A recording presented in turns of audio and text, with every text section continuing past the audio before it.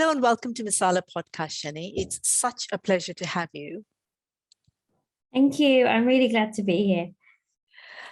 Let's start by tell me a little bit about your background, where you were born and how you grew up and kind of what the family and social circles were when that happened.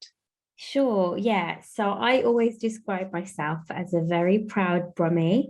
So I'm from Birmingham in the UK, who lives in London. I was born into a big Punjabi Sikh family, so within a big South Asian community in the West Midlands. And I was born with a rare genetic condition. It's called osteogenesis imperfecta, and it's more commonly known as brittle bone disease. And the condition is characterized by bones that break very easily without any trauma. And by the age of 14, I had broken my legs 6 times. So what it really meant is I never really had to have any accident or injury in order to break my bones, essentially. And I think the most noticeable thing about me when people meet me is that I have a short stature, as a result of the condition. So I'm about 3'10" in height, which is the height of a 4-year-old. I grew up with a tough condition. It was very unpredictable. I just used to break, my life used to go on hold. Wow. I also went to a special needs primary school because that's what inclusion was 35 years ago. But I was in a very loving and big supportive family, which I'm very grateful for. That's really lovely to hear. And growing up, did you feel like people or family or wider family kind of understood your condition and what that meant? And what was the reaction like around you? So I think it was a difficult time. I didn't get my diagnosis until I was 2 years old. And that's because, as I mentioned, the condition's quite rare. So I had to go to specialist hospitals and doctors in order to get that. However, I do want to just say it's a real privilege to get a diagnosis. There are people that will go throughout their whole lives and live with certain conditions and impairments, and they will never get a diagnosis. That means they don't know what their condition's called. They don't know where to go to get help. They don't have specialists. And for me, I really felt this way after having COVID, because when I usually present myself to medical professionals or my GP, just with my condition, they're really left clueless because it's so rare, and everybody that has it affects them very differently. And then when I had COVID as well, it was like having two very odd conditions that people didn't know much about. Yeah. So yeah, that's one thing that I really learned from having COVID. But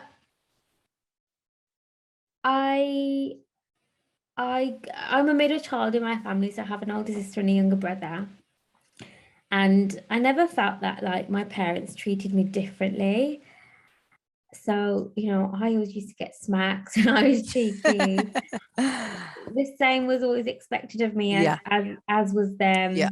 Even if my leg was in plaster, even if, I was in pain or whatever. And I'm really glad. I know it sounds really tough. I know it sounds really harsh, but I'm really glad that my parents instilled that value in me, because life's pretty hard when you live in a world that isn't designed for you. So I remember growing up and the word I can't was banned in my house.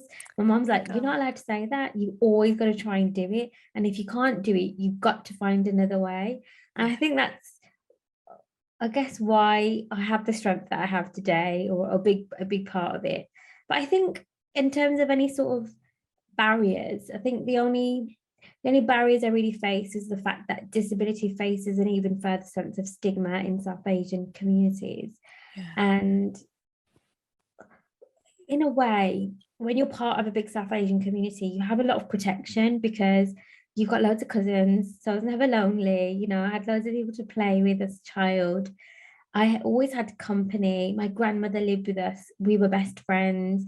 And even in my local community, when we would go to the Gurdwara, the Sikh temple, everybody knew me. So there wasn't any sort of feeling of being left out or being bullied.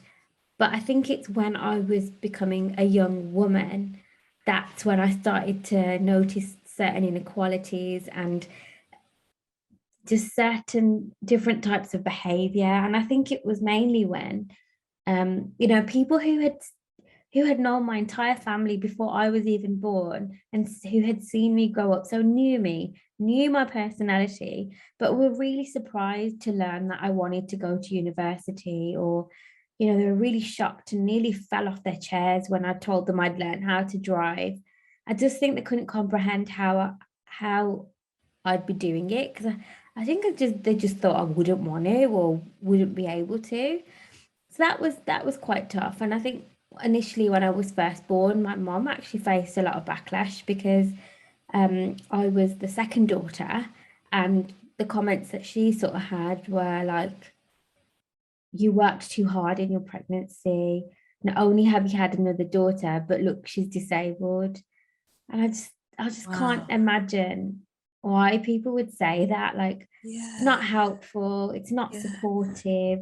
It's really cruel, isn't it? It is. And there were no other disabled children in the community Mm, that I grew up in. mm. So I can't imagine how much of an isolating experience that was, especially for my mum, because Yeah. she had to bear the brunt of those comments, not my Yeah. dad. Yeah. Yeah. It is always the way, isn't it, in South Asian families? It's Absolutely. always the Yeah. mum, it's always the women really that pick Yeah. up the brunt of all of this. Yeah. Um, like it's hard being disabled, I think, in any culture, right? Yeah. But I feel like within our culture, within South Asian culture, that's even more complicated Yeah. because we don't even talk about disability, as a Yeah. thing. Where do you think this comes from?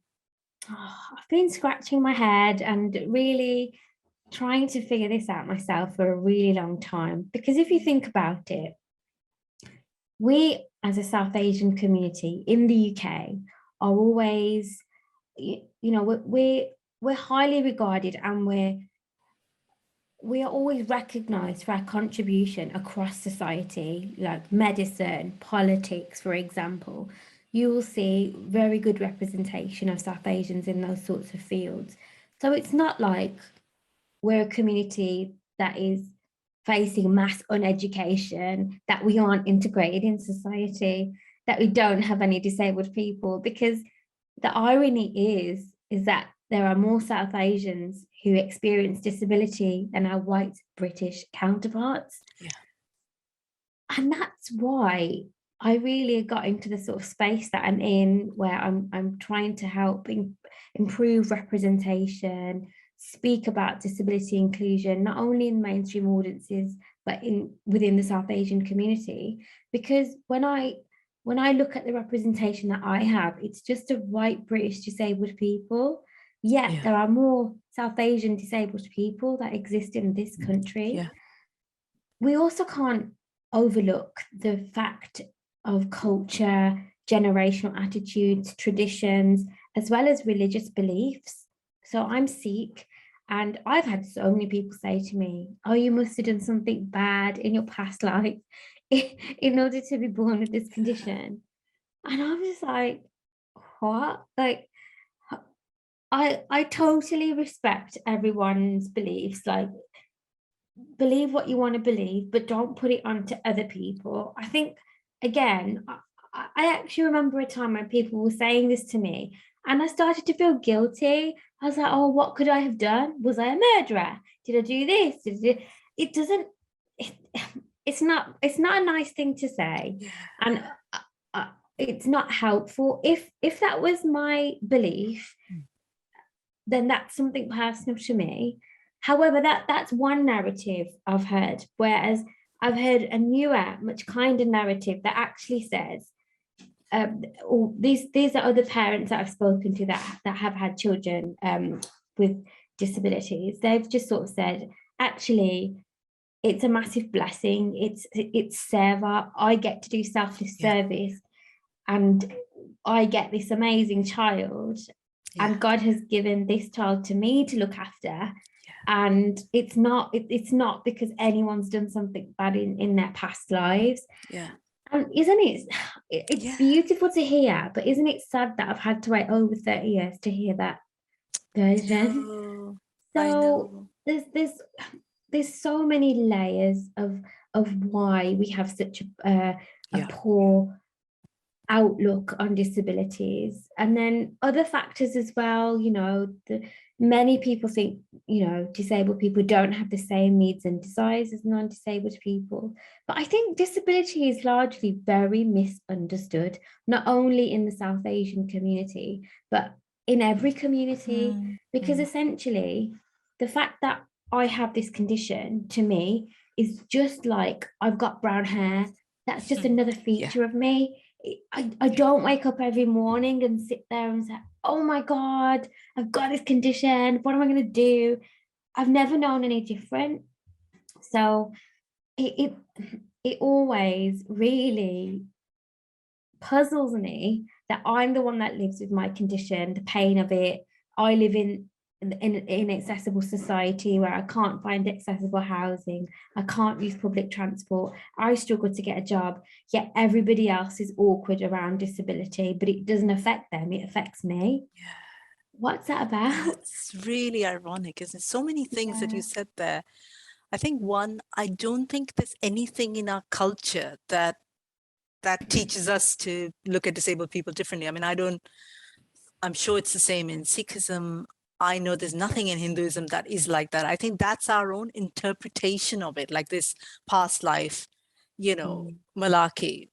It's just, I think, where we take something and then extrapolate it into something else that actually doesn't have any relevance because we don't know how to deal with it. I think. I don't think there's anything wrong in the culture that we've come from. And I think what you said again, I think it's other people's discomfort. And that's the thing you touched upon. It's other people not knowing how to act around people who are slightly different. And then they don't know what to do with that. And then that discomfort turns into weird things that people say, I think. Yeah. Isn't it? Like some things that people have said to me, they're like, oh, if I had this condition, I'd kill myself. What? It's just like, what? Okay, like, what I think what that really means, or what I translate that to mean, is that you think that this is so unbearable that your life wouldn't be worth living anymore. That says a lot about the person that said it. But when we think about it, what representation is there of disability that's positive? Because my personal opinion is, if you're disabled in the UK, you're either viewed as a benefit cheat or that you want to be a Paralympian. There's no middle ground. Like, I want to put on my TV and see disabled CEOs, disabled mothers, just people living with conditions and impairments, just going about their life. And again, what people don't realize is it's not always our conditions and impairments that disable us. My condition doesn't disable me. I've achieved more than non-disabled people. Despite living with my condition, the things that disable me are things like living in an inaccessible society and the bias that I face. That's what disables me. But people don't see it like that. They see it as a medical problem that is down to the individual to solve. But we won't, of course we need to work with our medical professionals to do that. But people just think, oh, yeah, we need to fix you and let's put you in this wheelchair and all will be fine. But there's much more to it than that. So I think we still need to do massive education within all communities on this. Absolutely. I think it's, let's make you like us and then we'll understand you better, I think is the thing, rather than sort of trying to figure out. There was an article I think I was reading in the Metro where you talked about this random Asian guy at a bus stop who comes up to you and says, well, you're never going to get married and have kids. And that struck me like, as cruel on so many levels, but also so presumptuous. Like how does he know what you want? Maybe you don't want Oh, marriage and kids, like that's not your ultimate goal. Or right? maybe you do. Yeah. I mean, it's just like, what gives people the right to assume anything about anybody else, I know. right? This particular incident happened to me when I was around 1920. I had just finished uni. I had like a 3 hour lecture in the morning, and I had to catch two buses to go to work. I was just about to get on the second bus, and he was at the bus stop, and I was at the bus stop. This this guy was an elderly South Asian guy, and yeah, just out of nowhere, not he didn't even say hello. He just said, "Oh, isn't it a shame? You're never going to get married, and you're never going to have." So he said it in Punjabi. He said, "Tere nyane bhi nahi hone, tera biyah bhi nahi hona." And I was like, "What?" I was going about my day. Yeah. I'm a very Normal. optimistic person. Yeah. You'll always see me with a Yeah. smile on my face. I was thinking probably like, what am I going to do when I go to work? What am I going to eat for lunch that day? And then all of a sudden, this comment was like a punch in the face. Mm. I didn't know what to do, but I think this is what a lot of people assume. And even though earlier I spoke and I said, my family have never treated me differently, there's actually one thing that they have treated me differently about. And I think it's, again, because of their discomfort around the topic. But I must be the only South Asian woman who has never been pressured to get married. Mm. My family have never talked to me about getting married. And on one hand, I love it because like, if I wanted to get married, I would find who wanted to get married to do it. I don't need them to do it. And I wouldn't want them to. But on the other hand, I'm like, you taught me that there's no such word as can't. You didn't treat me any differently. So why haven't you spoken to me about this? Yeah. So yeah, I think I just think people think that people won't want to marry me, and I know that's not the case. And I just think though, when it comes to the topic of things like marriage and having kids, we still have very, very superficial conversations. Like, I'm always telling my mom off about this as well. She's like, "Oh, them two would make a good couple because they're the same height." And I'm like, "What?" I was like, "What if that person's true soulmate is 7 foot? And what?" She's like, "Yeah, but then that would look nice on." I'm like, "You mom, you got to stop this." And like, I'm the founder of the Asian Woman Festival, and I can't even get my mom to see this differently. So there is so much that people perpetuate without realizing they're doing it. It's like, what height is this person? What's their skin color like? How highly are they educated? We are so superficial in all of these conversations. And I think then other people feel a pressure and then have this sort of wish list or tick list. And then, then they get frustrated when they can't find the perfect person. So I think the whole conversation of this needs to change. But absolutely, there's no doubt about it.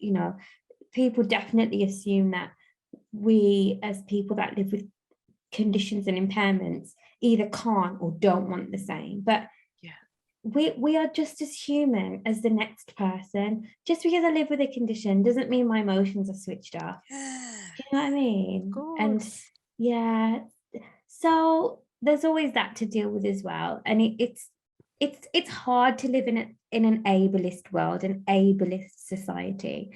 And ableism is what racism is to race. So it's a view that typical abilities are superior. And I think that the best way to spot ableism is to replace a situation with gender or race.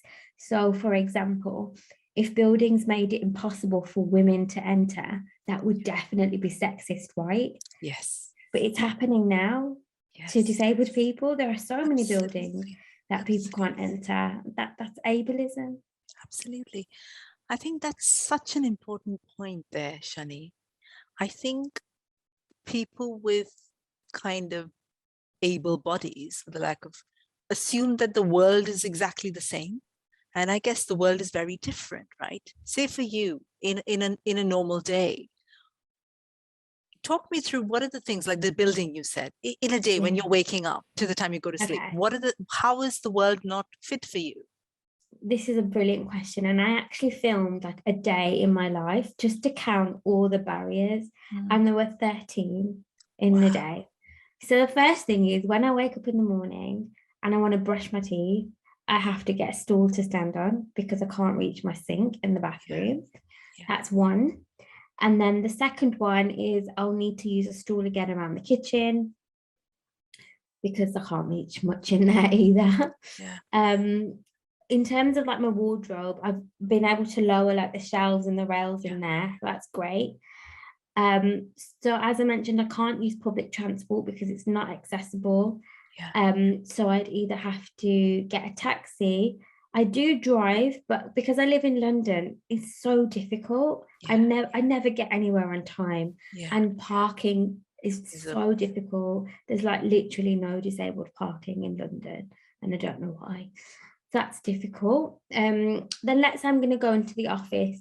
I have certain adjustments for me. So I have a specially made chair because my proportions won't be comfortable in an average size office chair. Then I have a footstool as well because my legs are always dangling. And I have a smaller keyboard as well because that helps with my posture and things. So there's that.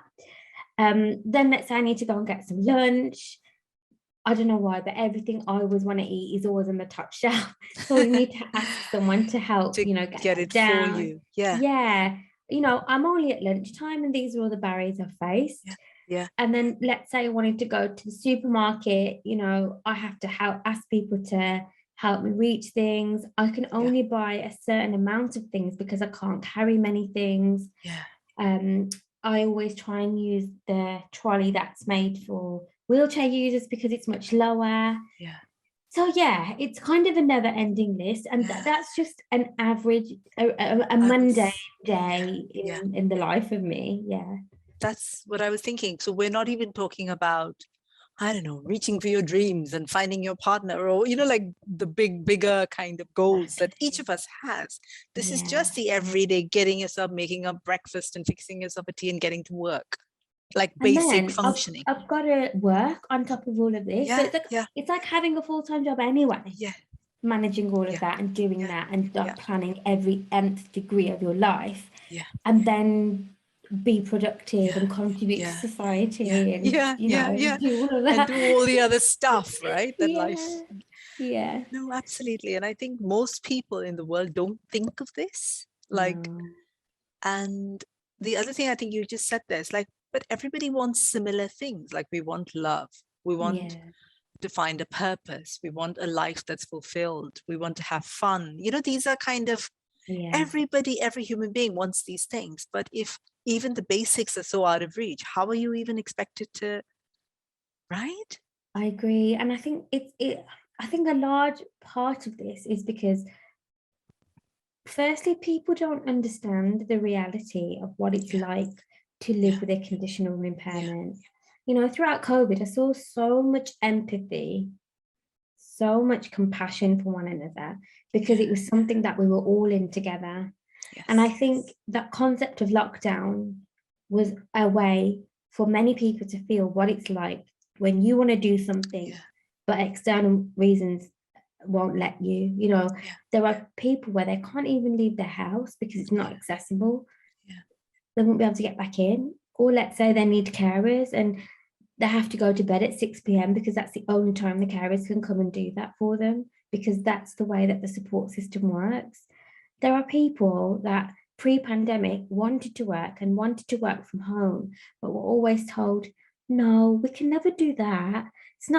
It's not safe, data protection, we don't trust you.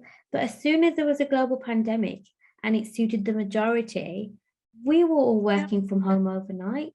So I think the biggest reason that lots of this inequality exists is because as a society, we don't understand the problem.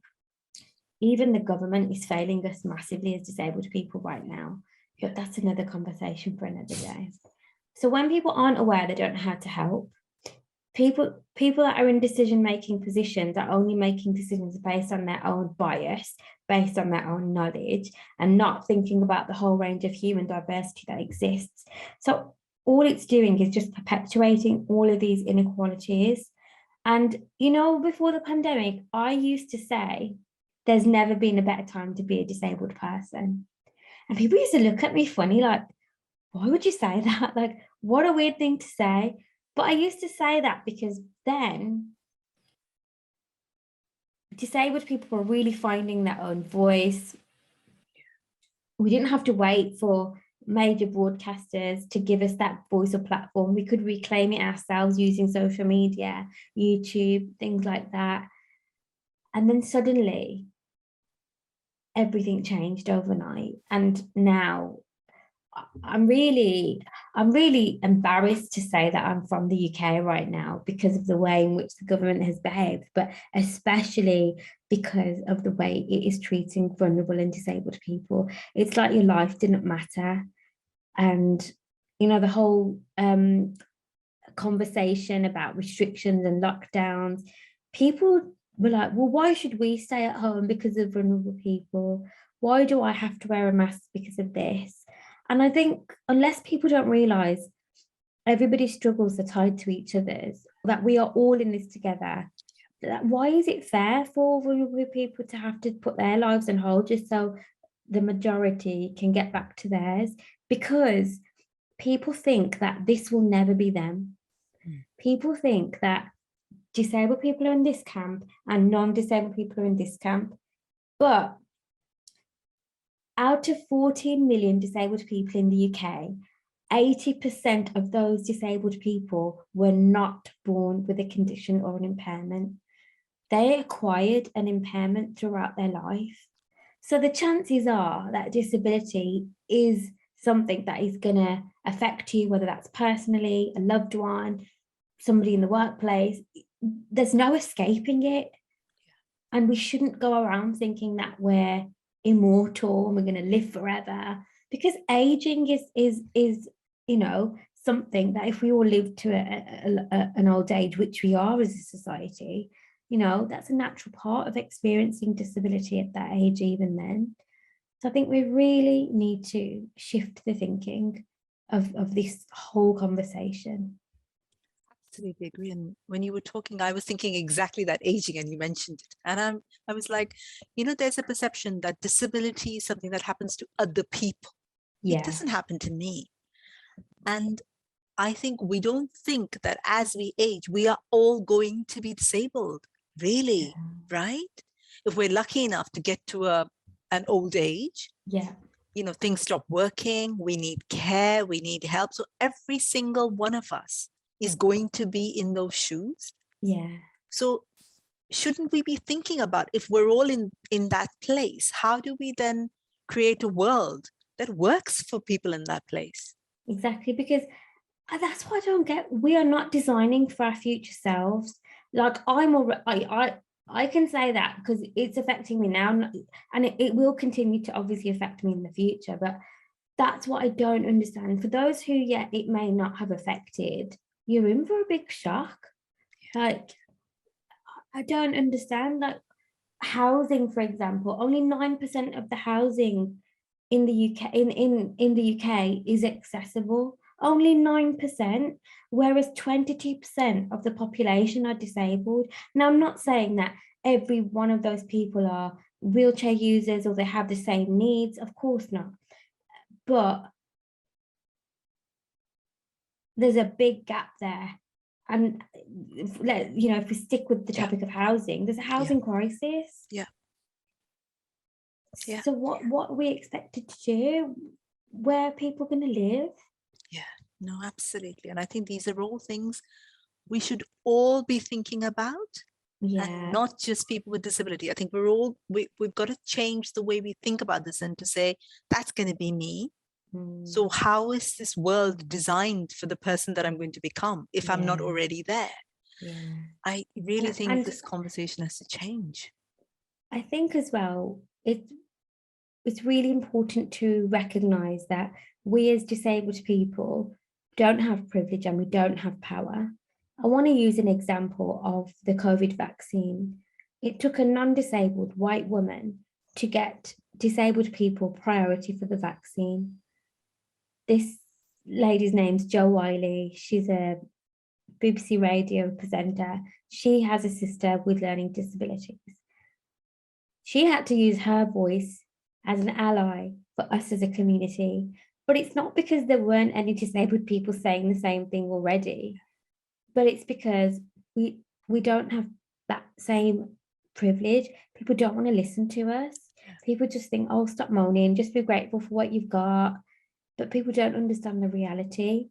So even without thinking, oh, this might be me, why not try and think about, you know what, how can I be a better ally? And how can I really help people? Because, you know, before the pandemic, I used to talk about things like getting more disabled people into work, into creative industries, being entrepreneurs. I don't even feel that I can have that conversation right now. It's like, how do we make sure disabled people can meet the unavoidable extra costs that they're meeting? How do we ensure that more disabled people aren't falling into poverty? Like, you can't think about those nice to have things if you can't afford to pay your bills. And disabled people face unavoidable extra costs of £583 a month more. You know, that's a big stress to have on your head. If you can't work, or perhaps you're not given an opportunity to work, the welfare system doesn't help you. I don't know how people are managing. I really don't. Absolutely. How, Shani, can we be better allies? It's a big question, I know. It is a big question. I think, obviously I could share 100 things, but I'm going to share a few impactful things and things that people can do straight away. So the first thing is to really understand disability. You need to understand that it's a social construct, and like, for example, I don't experience disability 24/7. It's only when I'm faced with a barrier or a bias. So I'm just a person and I live with a condition. I am not disabled until the point of someone or something has made me experience that. So that means that we can change that. That doesn't have to be my experience. So first, educate yourself on disability, get to know what it means, the definition of it, and learn about it.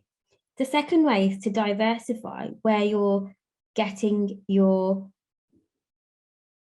social media stuff, whatever you watch on TV.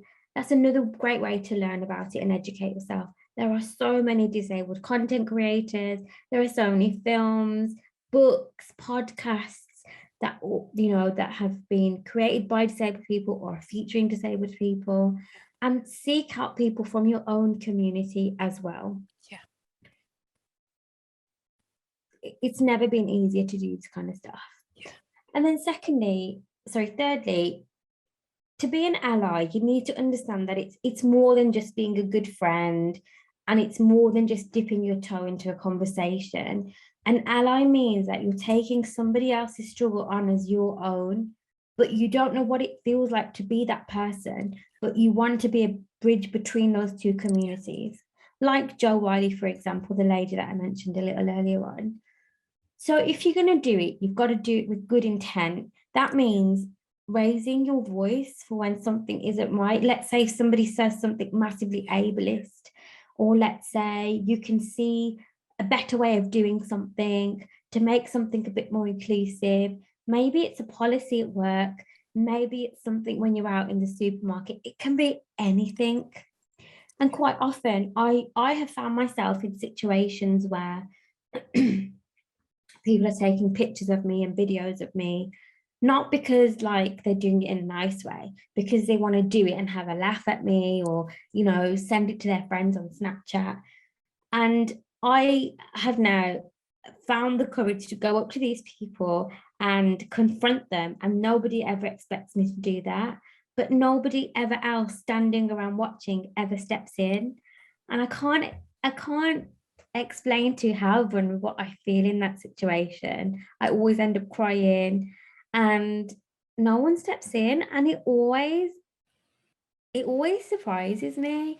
It's like I'm a vulnerable woman who, and they're always men, they're always big men that do this. I'm going up, and what happens is they always just start screaming and shouting back at me. And I'm like, hello, somebody help me here, please. Just ask if I'm okay. Nobody ever does. So look, I'm not asking you to go and beat up horrible people that commit hate crimes against disabled people. But what would be nice is if people just went bystanders, like, and that's what I mean by understand what it means to be an ally, because I think people just think it's, oh yeah, I support this cause, but it's way more than that. So there are a couple of things there, and I think for us as South Asians, really look at the spaces that South Asian people occupy, like places of worship, community centres. If you're going to go to a wedding, if you're going to host a family event, is it accessible? Like, you will have elderly people attending, you will have all different people with different types of abilities attending. Just give a little bit more thought about it. And if you don't know what to do, just ask. Just ask. I'm so happy when people ask, and I'm never offended at all, because what it shows me is that someone's actually put effort and thought into this. My needs have been considered. It's not that difficult. It doesn't sound that difficult. And I think that kind of behavior that you described is shameful. I think, the video taking and, oh God, I can't even, it just makes me really mad. Shani, as a South Asian woman who's disabled, you've got like the double whammy of discrimination, I think, I know as South Asian women, like how difficult it is to make your way in the world. And then you've got this extra thing to deal with.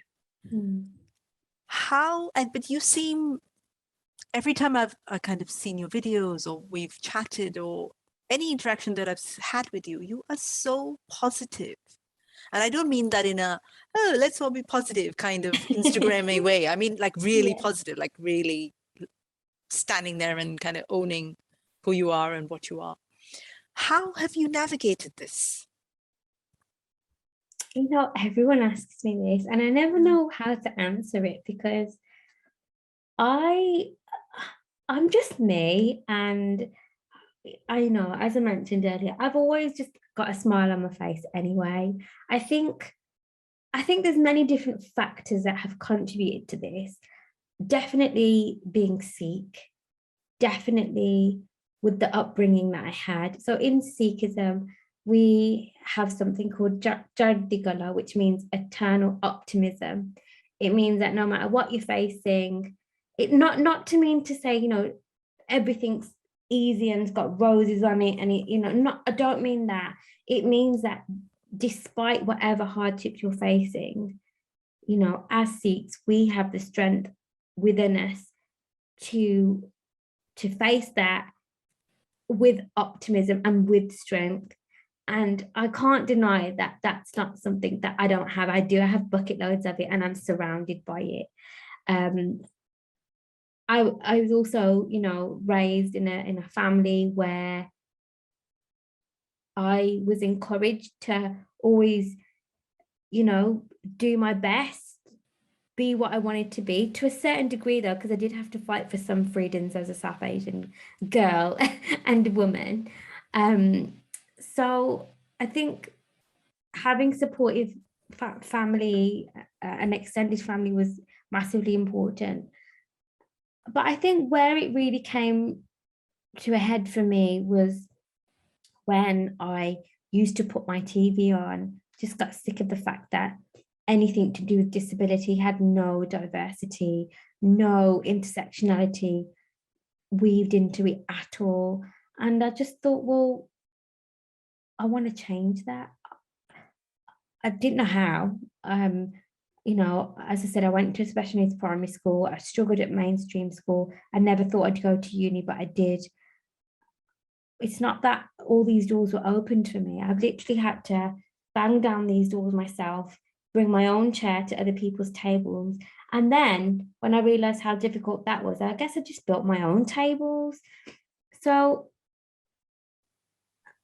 And I think a lot of people ask me this question because it is very difficult to live with this condition. There's no doubt about it. It's difficult to live in a world that just has never really ever considered you. Like something as trivial as buying clothes is so difficult. But I guess I was faced with two options. I could let my condition define me in a negative way, or I could define it but in a positive way. And I don't know, I was never sad. Like, not that I was never sad, like, of course I get sad and upset, and of course I have bad days and things like that, but I don't know, when I look back, especially as a child, I was never really like sad or unhappy about many things. I'd even like happily be in hospital for 6 months at a time. Not that I wanted to be there, but it never fazed me. And I think when that's all you've ever known, it's kind of the norm for you. Yeah. So yeah, I don't know. There's not one answer for that, but I hope that that's given you some insight. It does. It does. And I think Yeah. it also is, I think, deeper. I believe these things are deeper than our circumstances. Like, I don't know if that's a spiritual belief. I don't know. I think all of us have a core of us, of who we are.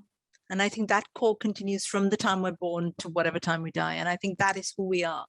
Yeah. And I think fundamentally, this is who you are, this positive, upbeat, I think, if I might use that word, person who is very proud of who they are and where they've come from and their faith and their family. And I think that's you fundamentally. So I think even if somebody slammed the door, I suspect you just smile at them and then open the door anyway. Because you're like, I'm going to open my own door. Like you said, bring my own chairs and build my own tables, you know? And I suspect that's the core of who you are. So I don't think it's such and such thing happened and I read a book and then that transformed me. I don't think it's that. I think it's far deeper than that.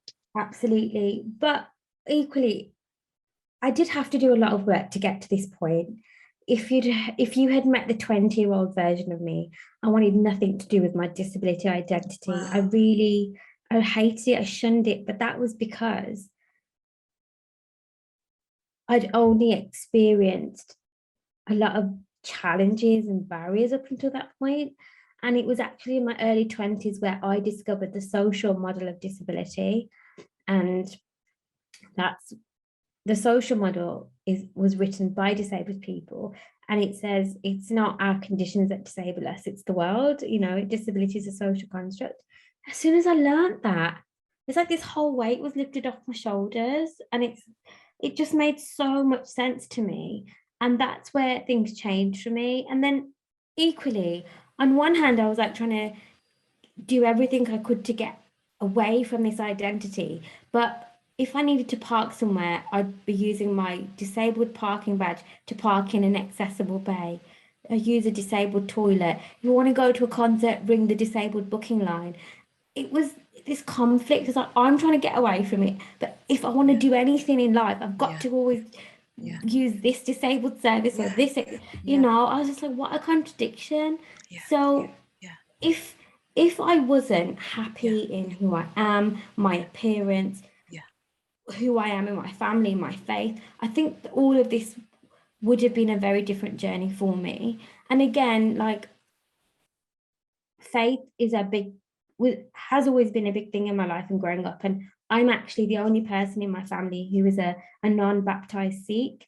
And that was a big issue for my family. And I had to go through that. And there was a lot of turmoil at home for a certain number of months because my family were quite upset with me. My parents, they were like, this is all you've ever known. This is how we've raised you. Why don't you want to be like this? And I obviously had to be the child. Like, I was like always the child that questioned everything.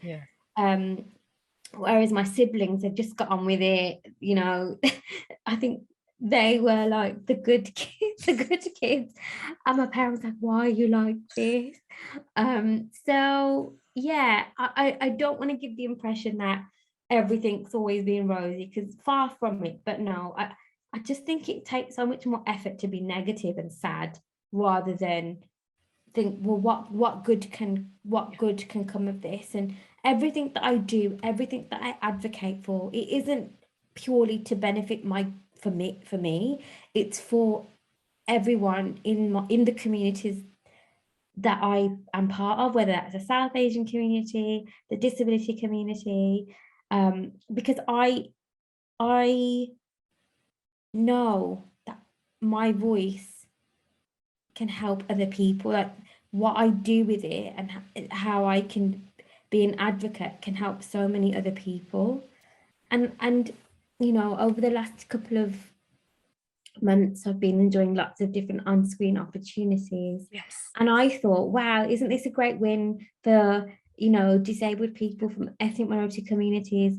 But, you know, the messages that I get are equally from non-disabled people telling me that they are loving seeing, you know, their stories or something that resonates with them being brought to life. So whereas I thought I'm doing it for X, Y, and Z, it's gone far beyond that. Yeah. And that's what's been really nice to see as well. I think that's really, really heartening, actually. And it must be really, really inspiring for other South Asian people, disabled people, people from any marginalized community to see you take up space in this way. Like I've seen you on telly, I've seen you on TED Talks, I've seen you like in so many amazing places. And it always fills me with great pride. I mean, I don't even know you, but I just feel really proud and inspired, I think, by your journey. And I I wondered hope what, so. you do, you absolutely do. And Yeah. because I know how hard it is to fight when you come from a background that isn't kind of created for you, whatever that might be. Like I struggle as I'm an immigrant. I live in the UK. I've been here 16 years. So there've been loads of things that I've struggled with in my way, or to create a podcast, or, there's a lot of struggling when you don't come from a very narrow place in the world. Like there are some people who are born into very privileged places, and then there's the rest of the world. And it's hard. And I know it's a lot harder coming from where you've come from, navigating the spaces you've navigated. Yeah. And you know what I'm finding at the moment is when we talk about privilege, there are a certain group of people that feel personally attacked when you talk about privilege. And that's because they don't understand in the context in which we're talking about it. So privilege is something that is unearned. You may be born into it. You might, your circumstances might change, and you have it, but it's not something you've worked for. It's an unearned thing that you have. Just because I'm South Asian and I'm a woman and I live with a condition doesn't mean I don't have any privilege. There are so many situations in where I do, like the fact that I'm a British citizen to me is a massive privilege. The fact that English is my first language and I live in a country where English is, the first language, that's a massive privilege. So privilege isn't something that's like this fixed thing either. It's tangible. I also have situational privilege as well.